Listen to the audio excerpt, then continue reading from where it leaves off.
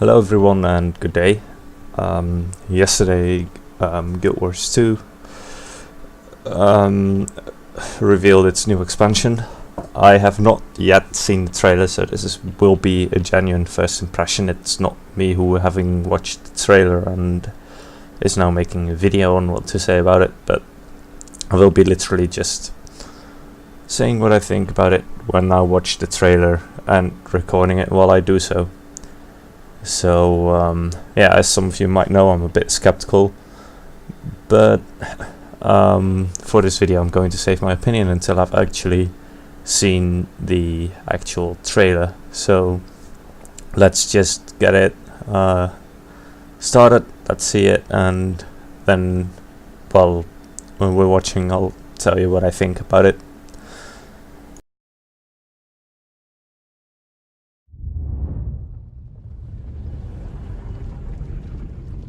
Destroying 2 elder dragons saved countless lives, but it also created a devastating magical imbalance. Unique energy spectrums from the dead dragons surged across the globe. The world's magic devolved into chaos as the unbound dragon power spread and merged into dangerous new forms. New enemies appeared to exploit the crisis. Worst of these was one of the long-absent human deities, Balthazar, god of fire and war. Balthazar disguised himself to muster an army and absorb magic to regain his lost power. His first target was a bloodstone. Then he targeted the remaining elder dragons to harvest their energy, knowing full well the impact this would have on Tyria. Alright, so we're starting off with a recap of Heart of Thorns, the actual story from, you know, the personal story from the start of the game, and the Living Season 3. I will save my opinion for this, but I do hope that in Path of Fire we will see or get answers to the plot holes and all the questions that Living Season 3 raised. I will have a review of Season 3 coming out soon. It's a video that I'm currently working on, but I thought I would first want to finish this one. Anyway, let's continue watching. Yet amid the chaos of unbound magic, a new ally also rose. A different kind of dragon was born. Oh dear. Aurene chose you as her champion. You set about preparing her to someday face the elder dragons together. I do hope they get rid of her. To the world. But will she even get the chance? It seems Balthazar no longer cares about the world, or even those who once worshipped him. He claims to have been betrayed. Whatever his reasons, he must be stopped. Centuries ago, heroes rallied to the Crystal Desert to stand against a renegade god. Will you too now answer that call?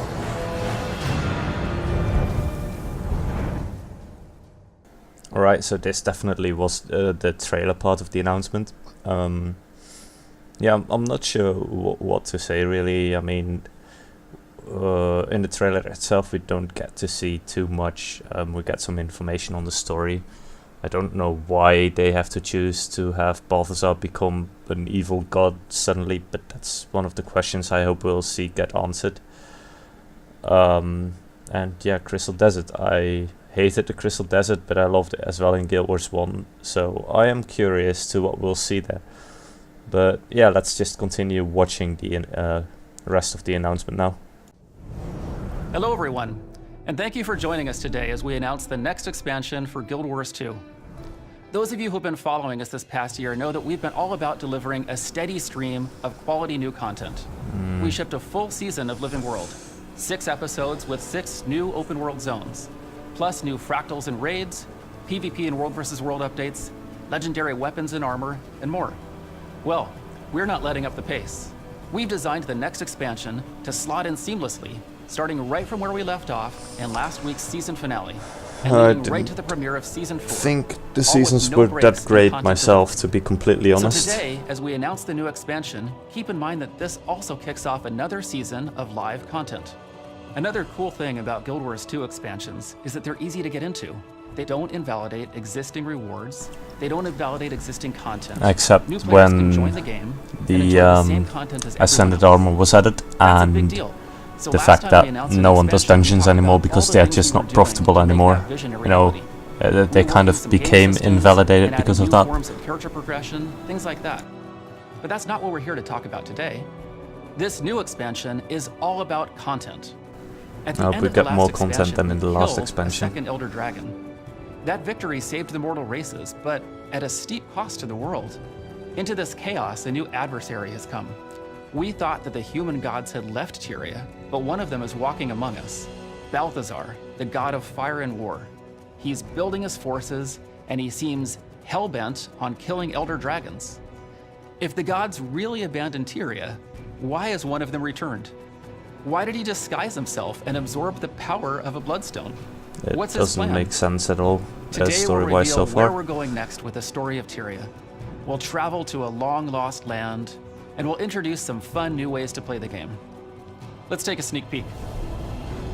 And this is what I'm waiting for most, to be honest. The actual Commander, sneak peek of there's what something I have we'll to get tell you. in the new I went expansion. into the mists after my sword, but I found something else.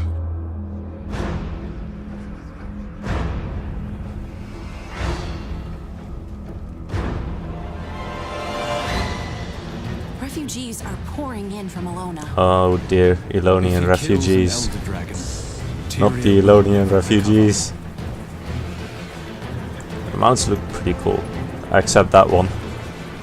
I don't want to be riding some kind of rabbit thing.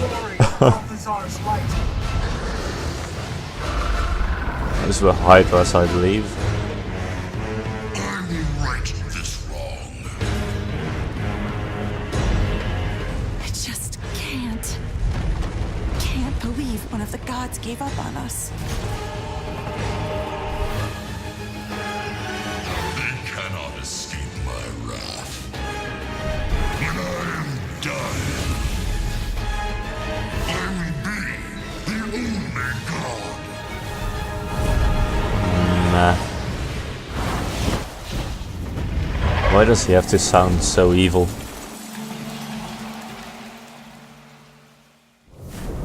The next expansion for Guild Wars 2, Path of Fire. Path of Fire Doesn't continues the story sound right where we too left amazing, off, tracking in my opinion. Balthazar as he hunts an elder dragon. We're adventuring into the Crystal Desert for the first time since the original Guild Wars. This is the same Crystal Desert where the friendly dragon Glint once lived. The same Crystal Desert where humans once went to commune with their gods. It's been cut off from the outside world for 250 years, and now it's time to return. Path of Fire contains 5 new open world zones. They're huge. These are the largest zones we've ever shipped. And because there's so much land to cover, It looked like this is the Vobby. perfect I liked time to Vobby. introduce mounts. Really aesthetically The pleasing. Raptor, the Springer, the Skimmer, and the Jackal. Why do we Each need mount to has have its a own rabbit unique mount? movement ability, It and you looks so can use these stupid. I'll be, abilities to explore yeah. every nook and cranny of the desert. I don't We're know. also introducing 9 new elite specializations that will evolve your profession with all new tactics and combat abilities to Let's master. just hope these elite specializations will core be more features balanced of than the Path of previous Fire. ones. We'll talk a bit about each of these today, and then we'll tell you how and when you can play all this for yourself.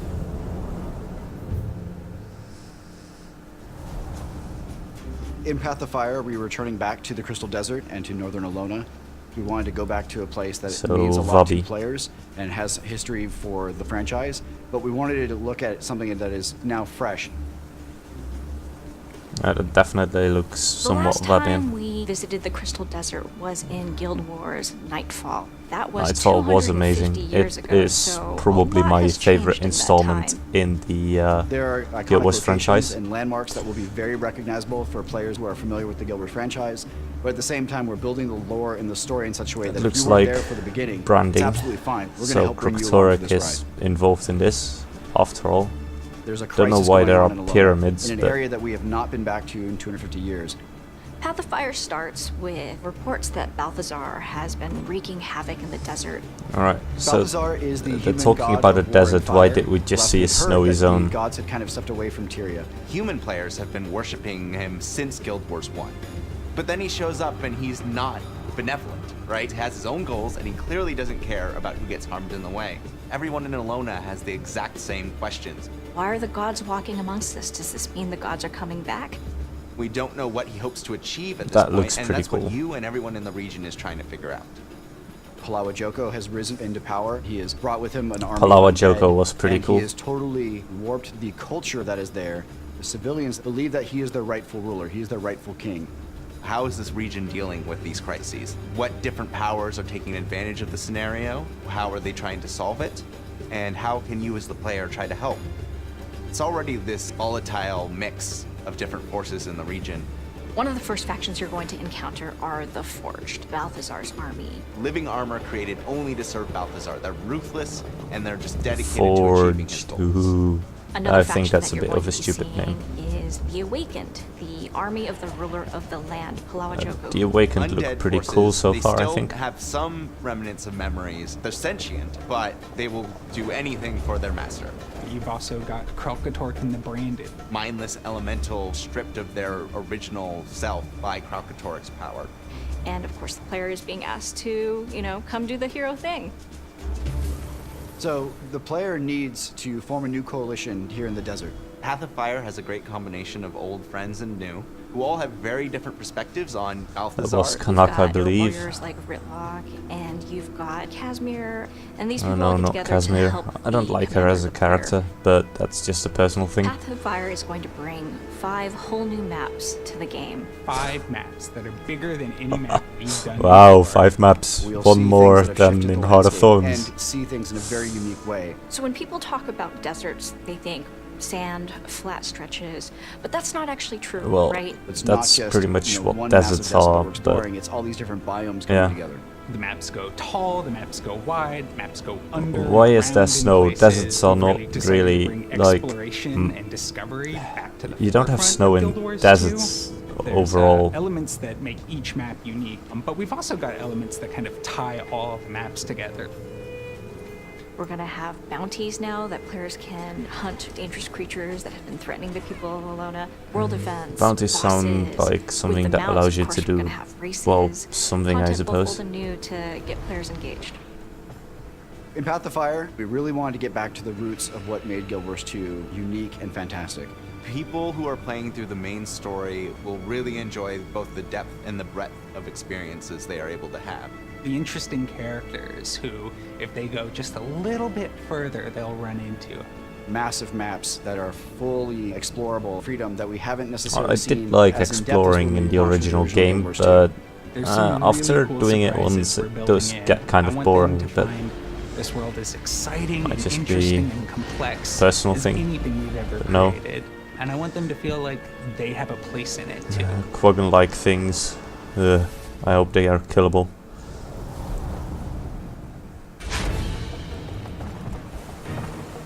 In I Path of Fire, we do wanted to build upon the hope mastery system that we started with Heart of that Thorns. the mounts will So we're be introducing mounts for the first time into bound Guild to Wars the 2. expansion. It does not make Historically in sense to games, have mounts are mounts in about traveling the fast. original To us, zones. mounts are so much more. A phrase we use a lot in the office is the joy of movement. It should feel exciting to move across the Alolan Desert in a variety of ways. Each mount has its own movement ability, its own places that it can get to and no other mount can. It really just kind of strengthens that feeling of exploration that we go for in our maps. Mounts are designed to be these companions that you have that are helping you traverse the world, but in addition to that, they're part of our mastery system. So it's Oh additional no, horizontal not more progression. masteries. The I did idea not here is that enjoy the the mounts mastery themselves system. are your ally. Or They're at least not not just the a creature speed that at you're which you riding. accumulate the They're a mastery companion that's points. taking you on this journey. It allows you to get across puzzles in ways that we hadn't thought possible before now. More The puzzles. first mount that Oh players get dear. access to is the Raptor, which has this enormous leap. It can jump across canyons and The over Raptor looks pretty roofs. cool. This The can be animations used to are reach areas that nice. might be off limits normally to a player. Mounts are not really intended to be a combat tool, they're more of a movement tool, but all of the mounts have a single skill that they can use to engage you into combat. The Raptor's engage skill So is no this mounted tail spin. combat. It can, like, I pull enemies never really together, enjoyed so it's mounted really good combat for in starting off other big fights. RPGs, but that The might next just be a mount most personal players thing. will encounter is the Springer, which is That kind of thing like just a looks- mutant bunny or a slightly cuddlier jackalope. It looks so has stupid. This leap that takes it up really high in the air. It's a charged up jump, and the longer that you charge it up, the higher up you'll go. And it can also be used to get access to some really fantastic stuff. The skimmer is a really interesting mount. It's this manta-like creature with undulating wings and a strange mystical vibe. He always hovers some distance over the ground. That means he also hovers over things like water, or other things that normally would stop your motion. If you're interested in getting to the most forbidding areas, it's going to be really awesome to have the skimmer. That The does look jackal pretty cool. is a beast all unto itself. It's created with magical energies, it's living dust. Its primary movement tool is to blink forward a very short distance, so you can use it to cross short gaps. Unlike the raptor, he's able to change direction in midair, so you can solve certain puzzles that need precise Change direction direction movement. in midair. What There'll the? be some really interesting things for players to do. Alright. Each mount is a tool. When you come to a space, there's different ways to get through the same places, different ways to approach. There's something really fun just about being in the Crystal Desert, moving in this way. And that just opens up the possibility. Crystal Desert. of Why building do we get to places see that snowy aren't like zones when anything it's players in the have seen Crystal in Desert? Guild Wars before.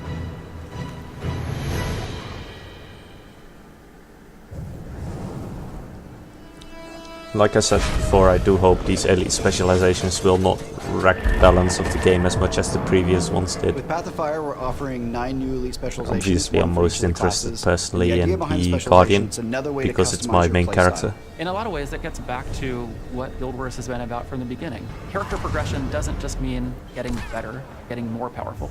Character progression means having new options, more things that I can do, more strategies that I can employ. What that means for the player More is building, that they I can hope. experience the game in a lot of different ways. I hope this won't just be the typical I have one build that I can use and, you know, that's going to be the most OP thing that I can run. The Guardian Elite specialization is called the Firebrand. He specializes in burning his enemies and conjuring magical tomes that he can use to support his allies. They're the So book nerd condition gone based, mad. I'd guess. They've got access to all these secret histories and these tomes that give them access to new skills really So they're quickly. going to bring the tomes back. I did enjoy the tomes back when they were casted support. The in benefits of the Guardian taking the Firebrand are that you're going to have a lot more focused support available to you. original Guild War or Guild Wars 2 back when it was just released. You've been entrusted with these secrets, and you have to protect them with your life. One of the most interesting changes The is the Scourge, it Necromancer, sounds so who edgy. gets the Scourge specialization. They're rejecting Palawa Joko and finding this kind of alternate approach to necromancy in the desert, so they're there to help protect the souls that Joko's trying to take control over. What the Necromancer is going to do is he's going to give up his Death Shroud, and instead he's going to place his life force onto the Earth and protect allies from those locations. He gets a lot So more battlefield more control support and based, movement options control that the regular based. Necromancer would not have. I don't know, it looks pretty cool. Scourge gets the torch as an offhand weapon, protecting their allies with it, and lighting the way to, well, damnation for their enemies. The new elite specialization for the Thief is the Deadeye. They run with the rifle. The rifle gives them a lot more range. It lets them tackle certain problems from a distance that normally they'd have to face up front. They form a contract to take out a particular individual, and then they execute on that. The Deadeye would have me terrified, you know, that there's They're- someone out they there are like stalking me, waiting for me to make snipers. a mistake so they can I don't take know. me down. I don't like They're snipers mercenaries, personally. They're assassins. They're trained necessarily. workers. Great to have on your side. Don't get them upset. Doesn't really look like something I would enjoy playing The personally. Mesmer specialization, the Mirage, focuses on being a very deceptive combatant in close melee range. They blend into basically whatever their surroundings are, camouflaging themselves so that you can't see them. And while they're doing this, they can strike at you from multiple directions. The other interesting thing about the Mirage is that that looks it pretty has a different dodge cool. mechanic. They have a blur effect that allows attacks to pass through them rather than them moving out of the way of the attack. The idea that there are folks who now can So it's not really a manipulate dodge the then. desert itself to kind of provide power to their illusions and phantasms. I think it's a really cool direction for the Mesmer to step in. So the warrior specialization is called the Spellbreaker. And I guess as the name implies, it's a warrior who kind of specializes in fighting magic users. These folks were members of the Sunspear Order, chosen guardians Sunspears of were Bologna. cool. When their order was smashed, they picked up But, stopping yeah. powerful wizards was the best way to protect people. They wield daggers, and they have become so ridiculously focused at perceiving magic that now they're able to actually cut magic off of their foes. So they've got these incredibly I powerful wonder how they're going to retaliatory implement the abilities. cutting magic They've got off, the since there's no ability to just energy stop system really skills in the from game. working in an area, or strip the enemy's boons. You don't just challenge your enemy where they're weak, you challenge them where they're strong, and you make them back down. I'm not sure what I will The think Weaver of that. is an elementalist who has decided that they are going to specialize in the desert. Weaver sounds in kind of wielding stupid in my multiple opinion, tools at but once. that's just me. Elementalists normally The sword looks cycle pretty cool. through their magic one after the other, but the Weaver is combining them and creating these new elements out of the two, this kind of hybrid magic. The Weaver can have two This fire is something skills, that I two thought water should have skills, been in the and then game in the a fifth beginning. skill that is a fire It doesn't and make water sense skill to be bound simultaneously. completely to one element, The weapon that since they're going to that be is not wielding how is one that elementalists have long requested, a limited sword. magic used to be in So the they will be original picking up game. access to imbue their blades with sabers When you of look at the lightning, earthen hills. mechanics and the Playing lore of the Weaver game has as well. This really interesting rhythm to it that is really cool. You can really surprise your opponents, catch people off guard, and keep a sense of flexibility. Your enemy doesn't know what you're about to do, and I think there's something really cool there. The Soul Beast is our ranger specialization that allows rangers to combine their spirits with their pet. They become their bear. They become their devourer. They take on the essence of these animals. and So they tear consume their through animals. opponents. They also gain access to the dagger as a main hand weapon. Now they can kind of, slice and dice with both components, crossing into close range, as well as crippling from a distance. It works really well with some of the new pets that we're adding for rangers. in New the pets. I hope they add lions. They definitely should add The lions. Renegade is the elite specialization for the Revenant. This is a new legend that they get to channel, and the legend is of Kala's Scorchrazor. This renegade That must char. be the And daughter she kind of of bestows on the player her rebellious spirit that she used to I overthrow the forgot Flame his Lord. name. And what this kind of Scorchrazor, manifests the char is from the ability to Guild Wars ambush Eye of the opponents. North. You can summon members of her char warband to bolster your allies, or you can fire arrows into a portal into the mist that come out of a different portal behind the enemy. What's really exciting about the Renegade is the idea that standing up to powerful, intimidating foes because you know what's right and you know you'll win in the end. I don't know what I'll think of that, but I don't. is the I'm not a engineer's elite fan specialization. of They take a very Revenants clean personally. look at energy, light They in feel particular, out and of find place ways in to the game, bend in my it to opinion. enhance their strikes. He can have this kind of interesting multi-weapon playstyle. You can do an attack where you pull out a holographic hammer and you hit him with the hammer, and then you can pull out some holographic guns and you shoot them with the guns. In the process, they build up heat within themselves. If they stay too long in this kind of heated mode, they will eventually explode. The idea of bending light That sounds to be interesting. your weapon, I think, is really cool. So it looks a bit like it will be something like Elite summoning specializations weapons, are a and really fun way for us or to the explore way different ways that to play the same character. elementalists can do, they've I done suppose. before. You get to choose how your character exists in the world, what they do, how they do it, and these elite specializations allow you another step in customizing the character to meet that end. No, it looks pretty cool. And that is I'm looking Pathfinder. forward to It's a rich playing experience that the will take you to the sands of the Guardian. Crystal Desert, pit you against new foes, and change the way you fight and explore the world.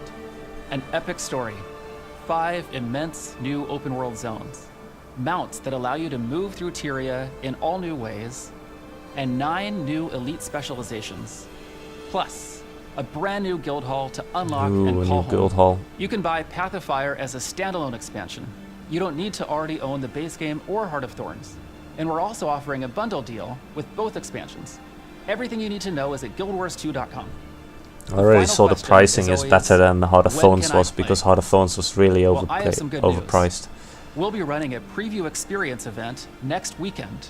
It's open to everyone, even if you're Seems like not next already weekend a I'll Guild Wars 2 be player. Just playing create a Guild Wars free 2 then, account today to because get I am ready for it. curious and I will And pre-order after the game, preview of course. event, you don't have long to wait.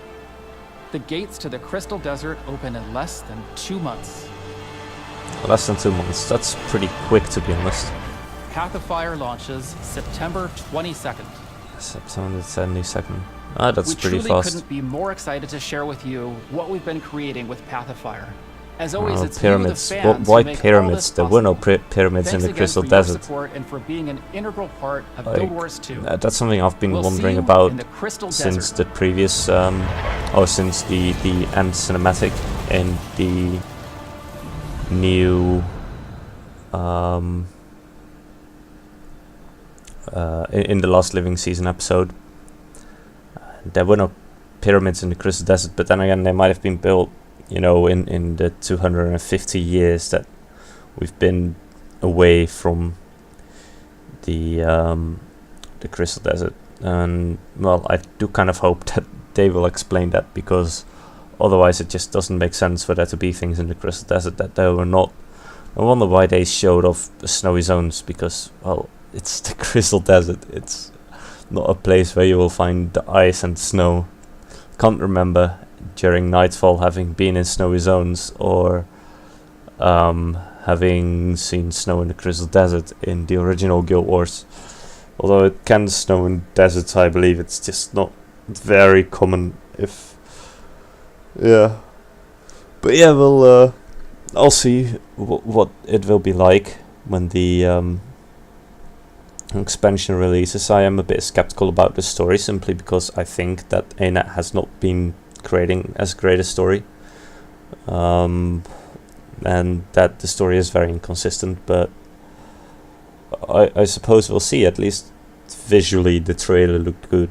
The classes look interesting, and yeah, that's all I can say for now.